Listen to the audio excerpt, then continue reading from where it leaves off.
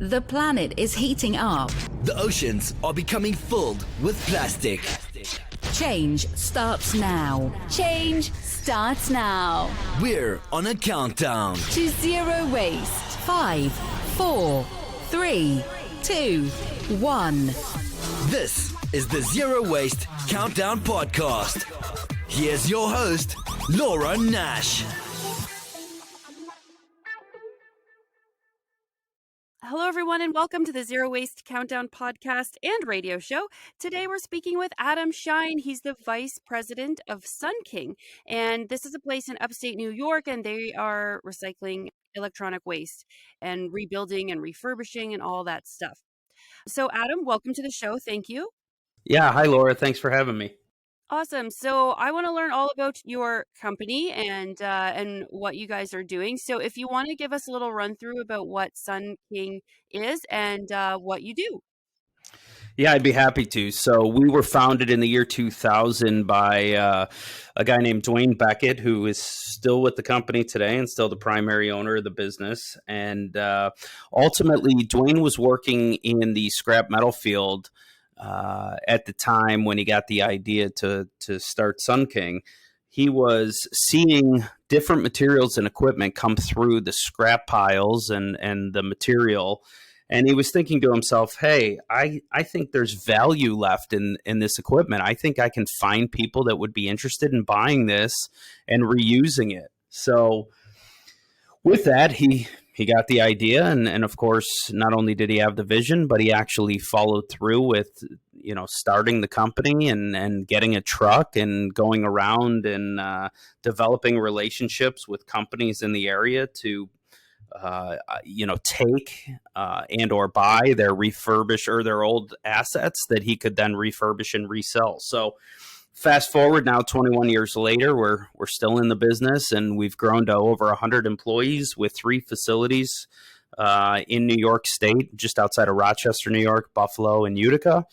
And we ultimately have grown so much in terms of the volume that we're handling that unfortunately refurbishing and resale is only a small part of what we do nowadays. And recycling is a much larger part because we get a lot of obsolete end-of-life electronics that we have to properly recycle and manage the data for and all of those things. So certainly the best form of recycling is refurbish and reuse.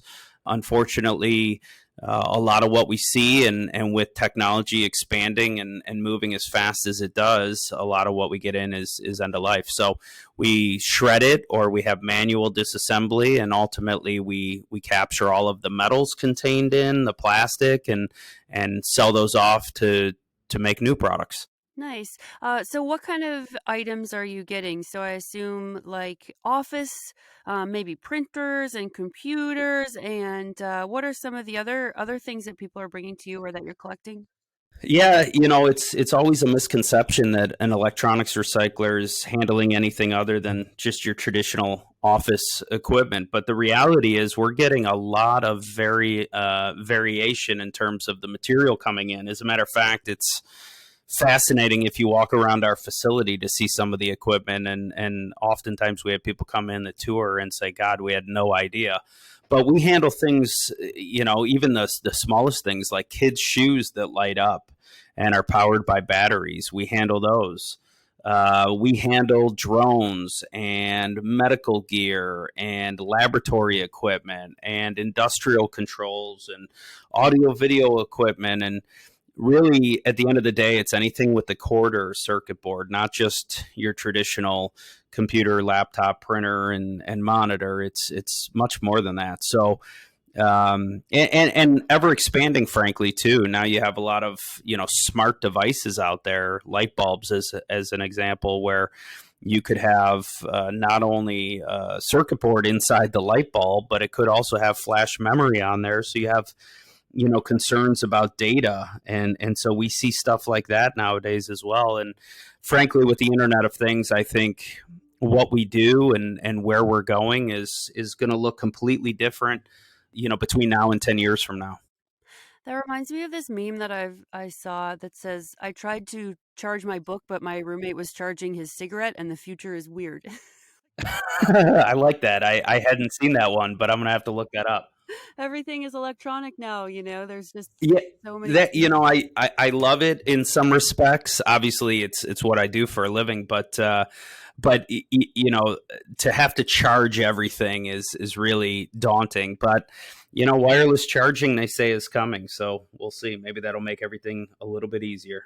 Yeah, there's just so many things that I can think of right now around my house that are electronic, like even robot vacuums. I'm on my third one over, I don't know, 6 years or something. Maybe I should have spent more money and got the Roomba, but I got these other ones and Yeah. they did a good job. And I still have them because I'm not really sure where I should send them. But I do know our area has like e-waste kind of drop-offs. Ontario, yeah, they have the Ontario Stewardship Program. So I think OES, Ontario Environmental Stewardship Program. So yeah, certainly there are plenty of opportunities in the Ontario area, but of course you can always box them up and ship them to Sun King as well. We'll be happy to take care of those. Oh, really? So if someone's in Canada, they can send something to you. Sure. Yeah. Actually, we do get material from even some manufacturers up in Canada. I wouldn't say it's a huge part of our business, but expanding and I know getting over the border from a commercial perspective is not an issue right now, even though you and I can't travel over the border. Yeah, everything is still moving, and if you have a business, you can kind of still go over too. I know if you need to do something like that. So yeah, it's not totally closed as they say, but it is like kind of closed, I guess you could say. But Yeah, no, it's tough. Actually my neighbors are from Ontario, and I believe because they're healthcare workers, they've been able to get back. But yeah, no, it's been tough. But from a business perspective, the borders are open still, and we are able to do some work back and forth. So from that perspective, it's been okay. But certainly, we'd like to visit Canada again, and likewise, I'm sure you'd like to come to the U.S. yeah, so that's cool to know that I guess like waste is still open across the border. Like if you have waste and recycling issues or whatnot, I guess that stuff can still come across, right? So that's kind of cool to know. Absolutely. Yeah, absolutely. It's very much still open for trade, so Mhm. that material can travel. Nice. So let's talk about the problem with e-waste. Do you call it e-waste or do you call it something else? Yeah, we call typically I call it e-scrap Mhm. because it's not waste in our opinion. It's scrap that either can be reused or turned into metal. So when you think of scrap metals, as an example, you think about being able to reuse those scrap metals. When you think about the term waste, you think about just that waste. Waste to me is garbage. So yeah, we call it electronic scrap typically, and in some cases it can be refurbished and resold, and in other cases it's broken down and recycled properly. But we don't call it we don't traditionally call it waste in our industry. So I would think that like electronic scrap, this stuff is maybe a bit worse than, let's just say, plastic or something. So, are there kind of dangers associated with it? Like, are there things we have to worry about that's maybe not good to send them to the dump? Like, why is it important to get this stuff out of the normal waste stream?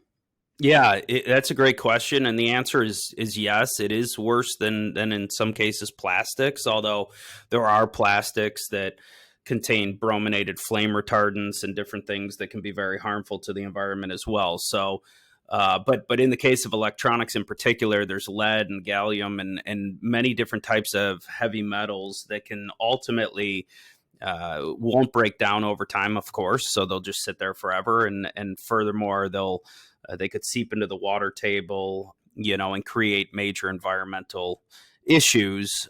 So they have to be handled in a really safe and environmentally friendly manner. So I know in the case of New York, as of January 1st, 2015, throwing electronics out became banned in this state. Yeah, we have like a battery day usually where you can just kind of put your batteries in a bag and put them out with your normal recycling. So that waste facility kind of takes those. And we do have e drop offs, like electronic drop offs, a few Yep. times a year, which is cool. So it seems like a big push to separate it and get it out of there, right? Which is good. Yeah, that's the biggest thing is a lack of really education. So it grows every day, and it's something that we work on constantly. But like what you just mentioned, we do electronic recycling events. We just had a big one in Buffalo, and it's a day where people can come and drop off electronics and know that they're going to be processed in a environmentally friendly manner. That all data will be wiped and or deleted off of the drives, or the drives destroyed themselves. And it's amazing to me because there is ongoing opportunities for people to recycle electronics, whether it's dropping off directly at our facility or we have collection partners, meaning municipalities, towns, cities throughout the state that are collecting on our behalf. But all of that said, it still amazes me how many people show up at our events. And really, obviously, COVID had an impact on the events. We canceled them for a while.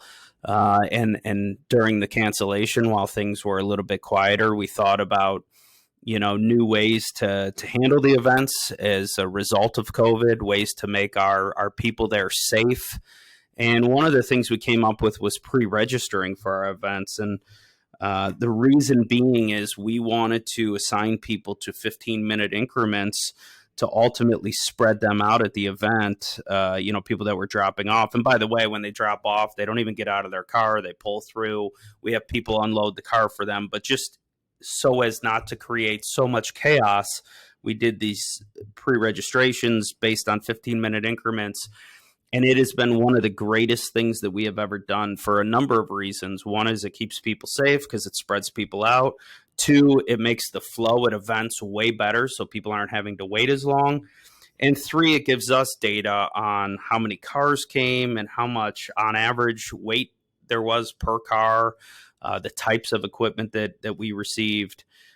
So it's really been fantastic. Some of the changes that have resulted from COVID, not COVID itself, of course. So from an organizational standpoint, were you almost like selling free tickets for time slots or something? And like if everybody wanted to come at 9:00, you could only have like 50 people. And so it would sell out or something. How did you do that? That's exactly right. So we have, I can't remember exactly what the math is on it, but we have typically anywhere from 10 to 12 lines at an event. So everybody comes in through one line and then they filter through one of the 12 lanes that we have. And so we allow so many signups per every 15-minute block. So that it's on a first come, first served basis. We open up registration on our website. You have to go in, register, you pick a time. If that time is sold out, and I shouldn't say sold out because it doesn't cost anything. It's free to come to these events. But if that time is already blocked out or booked, you have to pick another time. And if unfortunately the whole event is booked, then you have to look at another event. And we typically hold anywhere from 20 to 25 events a year throughout New York State. Wow. And this all started with a guy in a truck, right? Like he just had this dream and built it into this huge company. Yeah, I'm not sure he had this dream, meaning doing collection events, and I'm saying that jokingly a little bit. Again, the focus was refurb and resale of electronics, which if you look at the recycling, triangle, reuse is the best form of recycling. So that was his ultimate goal, was to say, hey, let me take some of this outdated technology that might not be right for company XYZ, but I know people personally that might want it. That was his dream, and then from that it grew. And there was a period of time up until 2011 when all we did was service businesses. That's it. And that's where we get the majority of our resale stuff, is through business relationships. So B2B type stuff. In 2011, what changed was that New York State put a law in place requiring manufacturers to pay for free and convenient recycling of electronics. And at that time, we sat around a conference table and said, hey, do we want to be involved in this or not? We ultimately decided that we did. And so now, ever since really 2011, we have been servicing not only B2B, but also business to consumer as well. So between these collection events that we hold and also the collection sites, I would say about 50% of our material is commercial and the other 50% is residential. And the residential material is much more ripe for recycling, whereas the business material is much more ripe for resale and refurb. So do you guys have people in-house that are repairing and making new electronics out of this older stuff? Or does that do you kind of just sell it to people who would make electronics? Do you know what I mean? Yeah, yeah, no, we have people in house. So, Nice. uh, yeah, we have a what we call an inventory production room where we have a lot of people that have been with us for a long time and really know different electronics, and they're testing, making sure that there's functionality, full functionality, or partial functionality. In some cases, we can't fix everything, but we can test and sell something. Let's just take a computer, for example. You might have 10 USB ports, and one of the USB ports might be bad. Well, the cost to repair that USB port outweighs the value of the machine itself. So you might just sell it saying, hey, we have tested everything. There's one bad USB port, and people still want it and buy it because it's a fraction of the cost of new. But Mhm. we also have a whole team of testers. We have technicians that replace and repair different parts and components. Ultimately, a lot of the material that we get in is able to be refurbished and resold, and that becomes, not only is that the best form of recycling, but it also happens to be where bigger margins are. If you get something that's low cost or not needed by a company anymore.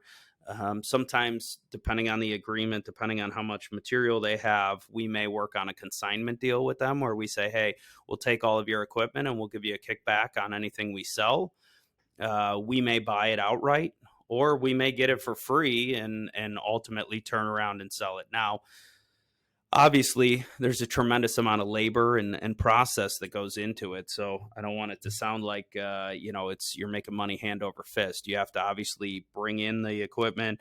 If there's data containing devices, whether it's a hard drive, flash memory, solid state drive, whatever it is, you have to pull that out. You have to wipe it. In some cases, you're shredding it depending on the size. And then ultimately, you're putting a new drive back into that equipment.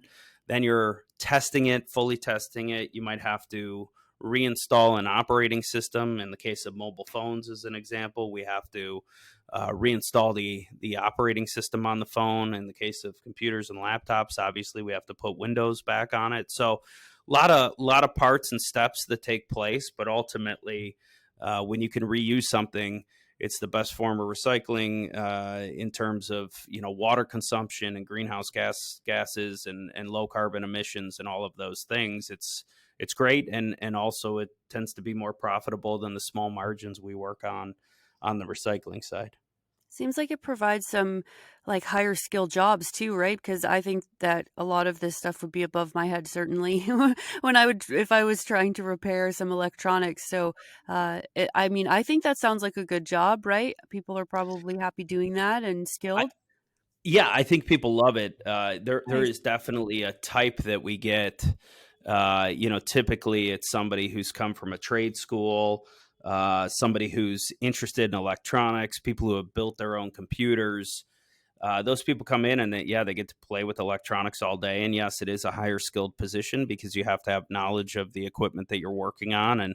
And look, again, as I alluded to earlier, there are so many different things that we see that we can't possibly hire a guy with the knowledge of everything that he's going to see here. So very much it's an opportunity to learn and grow and play with new things, and any sort of technology geeks out there that like to do that, probably myself included to a certain extent.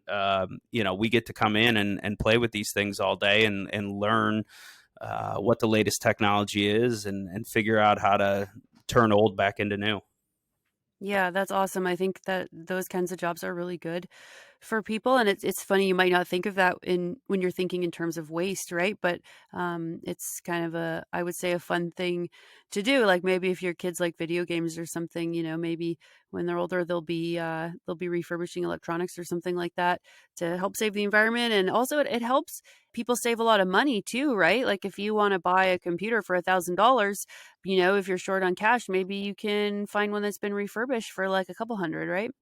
Yeah, that's exactly what I was going to say. You know your values pretty well. A new one typically is in the $1,000 range, and a refurbished one could be in the $250 range. So you're talking about a quarter of the price. And we found, especially at the beginning of COVID, we talked about what that was going to do as far as resale and what effect it would have on our company. And what we found was that a lot of companies were going to remote work and ultimately were in need of having their employees have laptops and Chromebooks in the case of schools, and desktops and printers. And there was a major shortage initially. And I know manufacturers were extremely backed up trying to get units. So I think a lot of people were exposed to the resale market and assuming they had a good experience. I think that's going to bode well for buying used electronics going forward, rather than, if you're not a person that needs the latest, greatest technologies, you're not an early adopter, buying refurbished is very inexpensive. If you get 2 or 3 years out of the device, it's more than paid for itself, and then you can upgrade again. So it's really been interesting as COVID has sort of taken over to see where the resale market has gone. Yeah, yeah. So on episode 71 of the Zero Waste Countdown, you can check that out online if you like. We talked to Adam Minter. He's a Bloomberg opinion writer, and he wrote a book called Secondhand. And he basically followed a bunch of people in Africa and down in Mexico, and I think there's a few other places, and just how skilled these people were. So they were getting a bunch of the electronics from North America, from Europe. So like you're saying, like the early adopters, things come out, they're expensive. These people get it, and then in a few years they want the latest, newest thing, and so they throw their stuff out, and it gets sent over to places like I think Ghana was the place that some pretty talented people were fixing some stuff. So do you have to send stuff overseas, or is it mostly kept in New York, or does it go all over the US? Like where does your stuff go? Yeah, it's interesting. So first of all, I've had the pleasure of seeing Adam Minter speak on a couple of occasions, and he's Oh, certainly a nice. brilliant guy. And ultimately, there is a major opportunity to resell, especially to countries outside of the U.S. The U.S. is pretty well developed and pretty much early adopters of electronics, but as you get to other areas of the world that are less developed, people are clamoring for electronics. I once heard that more people have cell phones than they have electricity. I mean, if you could just pause and think about that for a second, more people have cell phones than electricity. Hmm. Uh, it's a pretty wild stat. So when you think about other countries, whether you're talking about South America or you're talking about Asia, Africa, there definitely are people that are happy with an iPhone 6 as an example because they can't afford an iPhone 12. There are people that are happy with, a first gen, i5 laptop because they can't afford a 10th gen i5 laptop that's brand new. So there's absolutely opportunities. It very much is a global market in terms of resale. And ultimately, not only do certain resale items go over, but when we shred and produce electronics for refining, those go overseas as well because there's refineries that will capture the precious metals. So it is. There are opportunities certainly to resell, especially mobile phones, laptops, desktops. But also, it's important that anybody who's listening to this knows to ask who they're working with from a recycling and refurbishing perspective. You want to deal with somebody who is certified to one of two standards in our industry, one being e-stewards, the other being R2. And the reason being is because they dictate what the requirements are for selling stuff outside of the US, as an example, or outside of Canada. For instance, we are not allowed to sell anything that is untested outside of the US. Why? Because then it ends up perhaps in a landfill with kids, and we've all seen some of the stories on 60 Minutes with kids trying to sort and ultimately melt circuit boards to try to get the precious metals. It's not safe. It's not regulated. And ultimately, when you're selling unworking or non-working units outside of the U.S., you have no idea where they're ultimately going to end up. So it's very important that you sell working units only. And yes, there is a vast resale market beyond the U.S. Yeah. I saw on your website that there was a giant TV, and if you're listening, you probably remember these massive TV sets that had these huge backs to them. And so I just want to ask you, like, do you get a lot of those? How do you deal with something that big and outdated?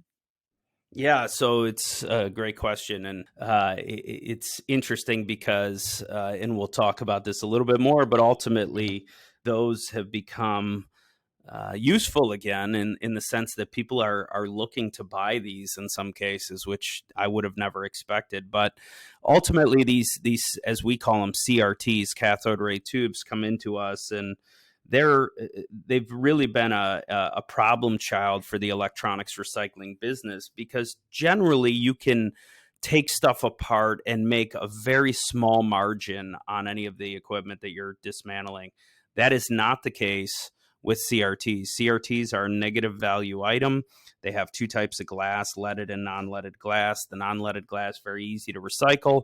The leaded glass, not so much. It has to go to a lead smelter that ultimately extracts the lead and turns lead into lead sows that can be used in automotive batteries and other things. And then the glass is left over that's clean. And again, that can be used in concrete aggregate or shower tiles as an example.